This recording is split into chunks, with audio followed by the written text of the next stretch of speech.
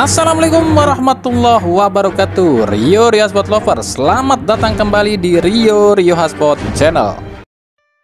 Oke, kami mau sedikit mengulas tragedi yang terjadi di Malaysia, yakni 3 pemain timnas Malaysia alami serangan dari orang tak dikenal. Mungkin kalian udah pada dengar kali ya, ada yang bilang karena inilah, karena itulah, dan lain-lain. Kami pribadi jujur nggak tahu pasti apa motif pelaku melakukan aksinya. Apakah ini murni perampokan atau dendam pribadi atau memang ada motif politik. Kenapa demikian? Yuk kita simak aja ya. Patut dicatat ya, 3 pemain timnas Malaysia ini diserang di waktu yang berbeda loh ya. Yang pertama Akhyar Rashid. Akhyar Rashid dulu nih. Dia ini dirampok pada tanggal 2 Mei 2024 di depan rumahnya. Katanya sih dirampok, tapi kok cuma HP-nya doang yang diambil ya. Sementara mobil, dompet, dan barang berharga lain gak diambil. Akhyar sendiri dibacok di kepala hingga robek sekitar 4 cm.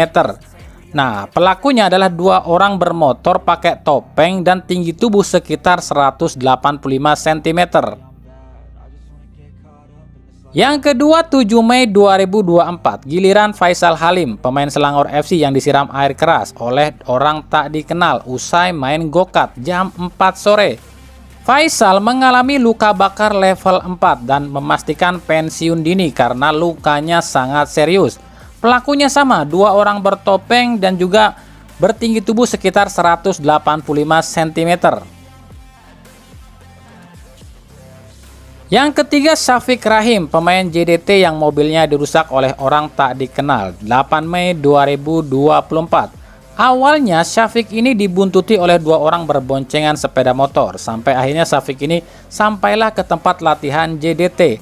Nah, sepulangnya dari tempat latihan dia melihat mobilnya dirusak. Nah, pelakunya sama, 2 orang bertopeng dengan tinggi tubuh sekitar 185 cm. Nah, berdasarkan ciri-ciri tersebut, pihak polisi Malaysia menduga tersangkanya ini orang yang sama. Namun pihak polisi Malaysia belum tahu dan belum memastikan apa motif pelaku melakukan aksinya ini. Kami pribadi nggak bisa berkomentar soal ini. Apakah ini murni kriminalitas atau emang ada masalah politik? Sebab ya kita sama-sama tahu di Malaysia pun sama, ada 2 kubu berseberangan, yakni kubu lokal pret yang dipimpin Wakil Presiden FAM Malaysia dan kubu naturalisasi yang dipimpin oleh Presiden FAM Malaysia. Ya sama kayak di Indonesia, lokal pret yang dipimpin oleh Yunus Nusi, sementara naturalisasi dipimpin oleh Ratu Tisa. Tapi ini cuma dugaan kami loh ya.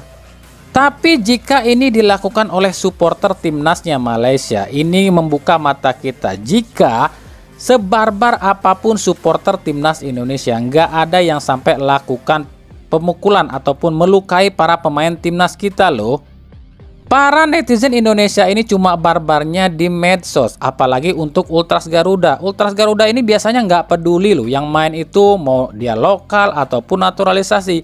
Yang dilihat oleh Ultras Garuda itu yang penting timnas main bagus dan enak ditonton, itu aja biasanya.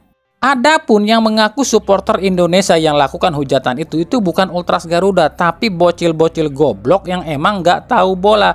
Dan tentu kita tahu ya, cuma ada 1 orang di Indonesia yang menjadi pemecah belah, yakni Toel dan komplotannya.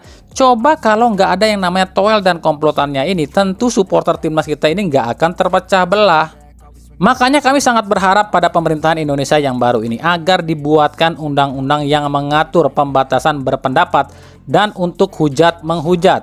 Dan ketika orang-orang yang melakukan hal-hal seperti ini akan ada undang-undang dengan hukuman pidana. Sebab yang dilakukan oleh Toel dan kelompoknya ini tuh sudah termasuk memecah belah yang bisa menimbulkan kerusuhan dan kegaduhan. Ya memang harus dibikinkan undang-undang seperti itu agar nantinya nggak ada lagi oknum-oknum yang melakukan hal seperti ini, seperti memecah belah yang menimbulkan permusuhan dan juga perpecahan. Ya semoga saja ya ada undang-undang untuk mengatur hal ini. Dan untuk 3 pemain timnas Malaysia, kami berdoa semoga kalian lekas pulih.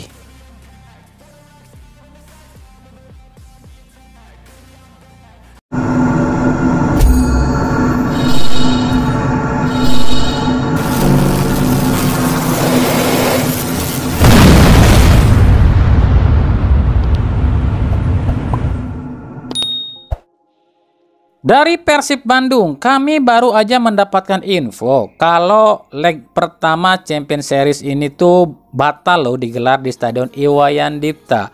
Kami pun nggak tahu alasannya, tapi kabarnya pihak Bali United ingin laga ini tuh digelar di training groundnya mereka yang ada di pantai itu. Loh, apa-apaan ini? Biar nggak pakai VAR gitu, biar kalian ini bebas diving dan guling-guling gitu. Nah, berita ini tuh mencuat usai supporter Persib ini kirimkan surat ke PSSI agar larangan supporter away ini dicabut dan supporter Persib bisa away ke Bali. Setelah supporter Persib resmi mengirimkan surat pada PSSI, maka muncullah wacana dipindahkan venue-nya. Kalau benar laga ini dipindahkan, ya kalian udah ngerti dong dan udah jelas ya jika Bali United ini akan main curang. Ternyata cuma segitu ya mental yang katanya juara back to back.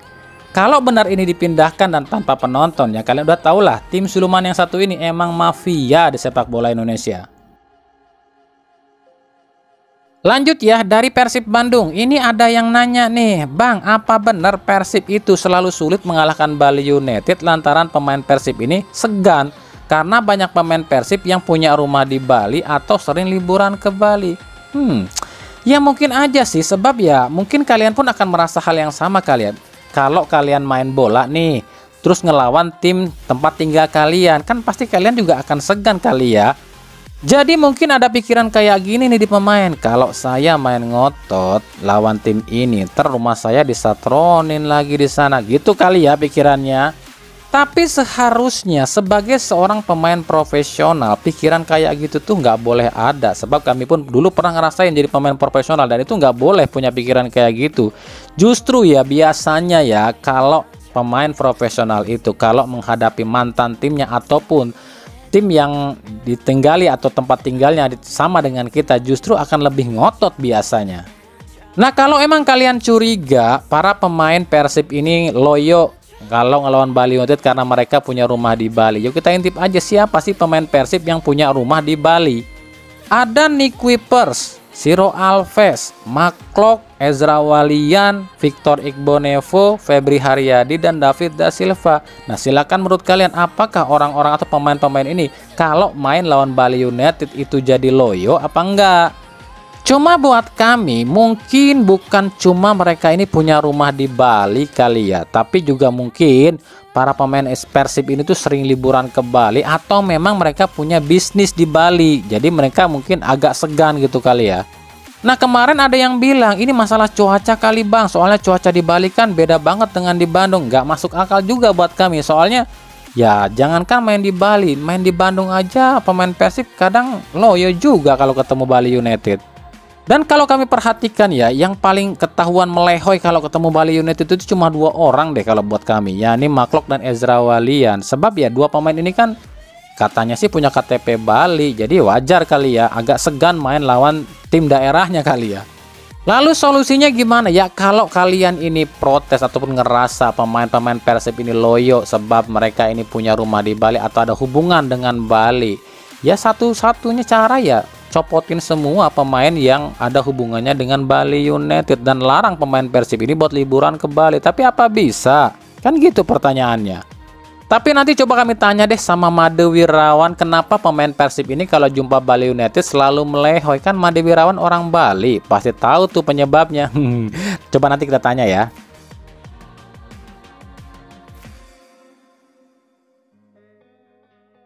Oke, sebelum lanjut ke berita selanjutnya, kita coba simak dan dengarkan video ini. Sadil sendiri merasa bangga, mereka sangat pergi jauh sekali. Saya melihat teman-teman yang berjuang untuk membela nasional tim. Sadil sendiri di sini merasa bangga, merasa senang, merasa terharu juga karena pemain U23 sangat memberikan hal-hal positif untuk negara kita sendiri, Indonesia. Saya berharap mereka terus berjalan lebih jauh lagi dan terus meraih apa yang diinginkan oleh Indonesia. Tidaklah, itu mungkin sekedar candaan sebagai netizen Indonesia atau sekedar kritikan agar Sadil mungkin bisa lebih dewasa lagi, mungkin agar lebih berlapang dada dan terus bekerja keras, karena menurut Sadil ucapan-ucapan seperti itu adalah gurauan sebagian supporter Indonesia, karena saya tahu bahwa netizen Indonesia juga tahu, mereka tahu bahwa pesepak bola itu harus seperti apa. Sadil menjadikan itu sebagai motivasi sajalah, dan Sadil merasa senang juga mereka bisa memperhatikan Sadil walaupun dengan hal-hal yang kurang baik seperti itu. Nah, Sadil sekarang udah lebih dewasa ya, semakin matang ya, semoga aja ini konsisten dan dia bisa menjadi contoh dari pemain timnas yang lain ya, daripada ngeladenin ocehan netizen ya, mending jadiin motivasi aja gitu ya. Salut deh buat Sadil.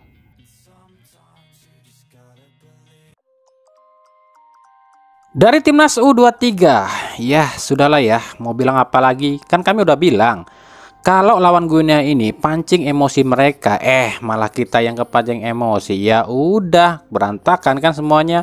Udahnya nggak ada VAR, wasitnya pun sama gebleknya yang dengan yang udah.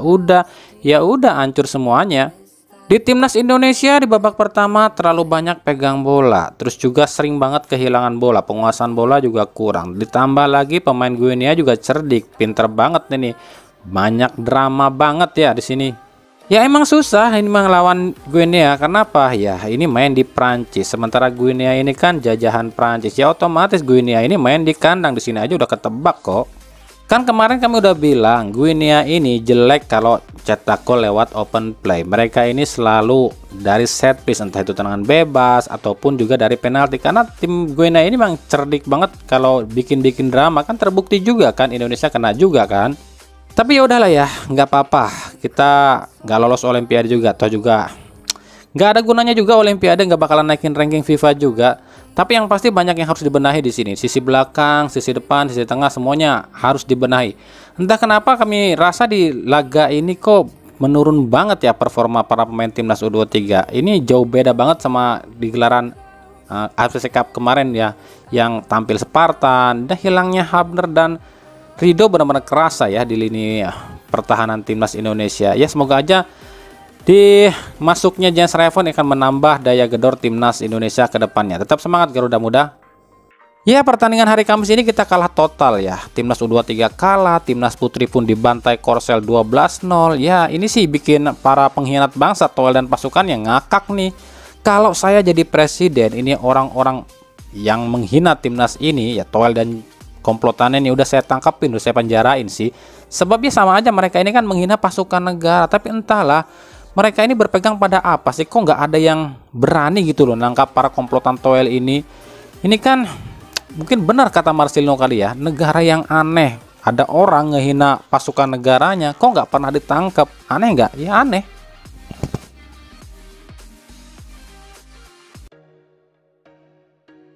Kita lanjut ke berita klub. Kita mulai dari Barito Putra. Barito Putra kabarnya meminati bek tengah asal Brazil milik PSIS Semarang, Lucao. Lucao diproyeksikan menggantikan Renan Alves. Nah, jika Lucao gagal, Barito akan coba mencari bek asing lain.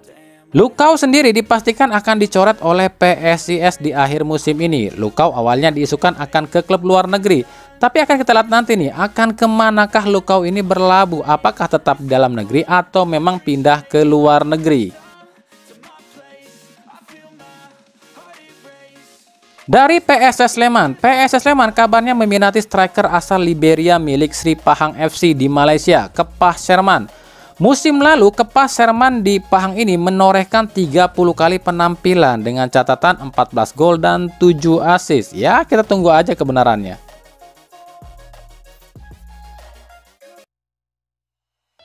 Lanjut ya, ini ada yang komentar, dia bilang, "Bang, bener nggak tuh Katan Hede katanya mau balik ke Liga 1? Dia udah posting di Instagramnya." Lah, kan kemarin kami udah bahas. Kan kami bilang, Katan Hede ini lagi dibidik oleh klub Liga 1. Tapi kemarin kalian nggak pada percaya dan bilang kami sok tau lah, hoak lah. Ya wes, kalau nggak percaya, sekarang lihat sendiri kan. Si kura-kura ninja ini kan udah posting sendiri tuh di Instagramnya yang bilang, haruskah saya kembali atau tidak? Itu kan yang dia posting. Nah, postingan Instagram si Katan Hede aja di sini harusnya kalian udah paham kalau si Katan Hede ini emang lagi nego dengan salah satu klub di Liga 1. Tapi kalau klub mana itu kami pun nggak bisa jawab. Tapi rumor yang kencang beredar sih, katanya si kura-kura ninja ini akan ke Malut United. Tapi jangan lupa, Liga 1 musim depan itu akan ada rencana regulasi 8 pemain asing.